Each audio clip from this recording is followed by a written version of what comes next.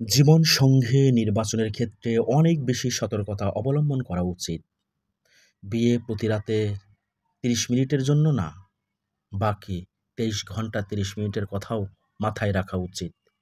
নয়তো জীবনটা তছনছ হয়ে যাবে।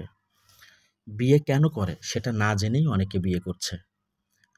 কেউ বিয়ে করছে নিজের বিলাসী শখ পূরণ করতে, কেউ বিয়ে করছে সামাজিক স্ট্যাটাস তৈরি করতে, কেউ বিয়ে করছে আবেগে, কেউ বিয়ে করছে খুশিতে, কেউ বিয়ে করছে ঠেলায় পড়ে। নিজেকে মূল্যায়ন না করে যার তার সাথে গড় বাঁধার মাসুল চড়া মূল্যে দিতে হয় একসময়। বিয়ে একটা প্রয়োজনীয়তা। প্রথম প্রয়োজন বৈধ উপায়ে যৌন চাহিদা পূরণ করা। এরপর একজন ঘনিষ্ঠ বন্ধু পাওয়া, একজন সোলমেট পাওয়া।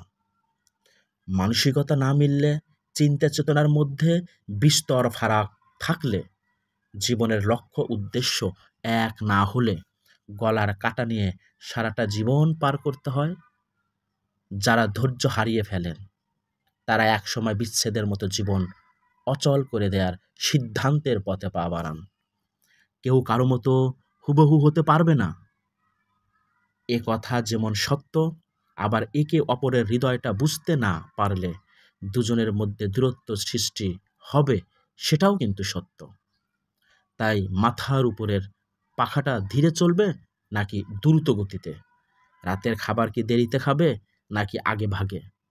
খাবারের জাল কিংবা লবণ কম বেশি করার ব্যাপারে একে অপরের স্যাক্রিফাইস করতে পারে। তবে তার মানে এই নয় যে দুজন মানুষ আলাদা, দুই জগতের বাসিন্দা। দুজনের মৌলিক চাওয়া পাওয়া একেবারেই ভিন্ন হবে, এক হবে না, এটাই স্বাভাবিক। চোখের ভালো লাগার একটা বিষয়ও কিন্তু আছে, এটা মৌলিক চাহিদা। সঙ্গীকে যদি ভালো নাই লাগে তখন বিয়েটা অর্থহীন হয়ে যায়।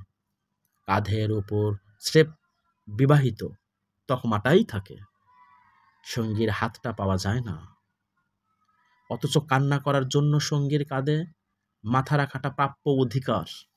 বুকের মধ্যে জড়িয়ে নিয়ে সকল দুঃখগুলো এক নিমিষেই পানি করে ফেলার জন্য কোনো অনুমতি বা পরিবেশের জন্য অপেক্ষা করতে যেন না হয়, সেটার নিশ্চয়তা থাকতে হয়। একে অপরকে ঠিক সেভাবেই বুঝবে যেমনটা তারা নিজেকে বোঝে। বিয়ের আগে কারো মনের ভিতরে গিয়ে তো আর এসব যাচাই করা যায় না। তাহলে উপায় কি? সংসার জীবন তো তাহলে আর হবে না। না, না, না, ব্যাপারটা এমন না। ভালোবাসা মানে শুধু পাওয়া না। ভালোবাসলে ত্যাগ করতে হয়। নিঃস্বার্থভাবে ভালোবাসার উদাহরণ হলো জীবন সঙ্গী, জীবন সঙ্গিনীর সন্তুষ্টির জন্য নিজের পছন্দকে বিসর্জন দেওয়া। তবে তার মানে এই নয় যে অন্যায়, ভুল ও অযৌক্তিক আবদারগুলোকে প্রশ্রয় দিতে হবে। দুজনের চাওয়া পাওয়ার মাঝে ভারসাম্যপূর্ণ সমন্বয় করে নিতে হবে। আলোচনায় বসে এসব নিয়ে চুক্তি করবে? উহু, তা না। যা হবে নিঃশব্দে, দুজনের ভিতরে আরো দুটো সত্তা আছে, কথা হবে ওই দুটি সত্তার মাঝে। এর নাম নীরব ভালোবাসা। তারা সংসার করছে, দৈনন্দিন জীবনে ৮-১০টা দম্পতি যা করে তারাও তাই করছে। তবে দুজনের ভিতরে নীরব প্রচেষ্টা চলছে কিভাবে সঙ্গী সঙ্গিনীকে সুখী সন্তুষ্ট রাখা যায়। সে কি ভালোবাসে, তার পছন্দ অপছন্দ, সঙ্গী সঙ্গিনীর কাছে তার চাওয়াটা কি, ইত্যাদি। ভালোবাসা দেয়া অনেকগুলো ধরন। কিছু ধরনের ভালোবাসা চেয়ে নিতেই মজা, সে শুধু আমার এর অধিকার খাটানোর একটা তৃপ্তি কাজ করে। আবার কিছু ধরনের ভালোবাসার চেয়ে নেওয়ার মধ্যে তৃপ্তি নেই, মনে চায় সে নিজে থেকে আমার চাওয়াটা বুঝে নিক।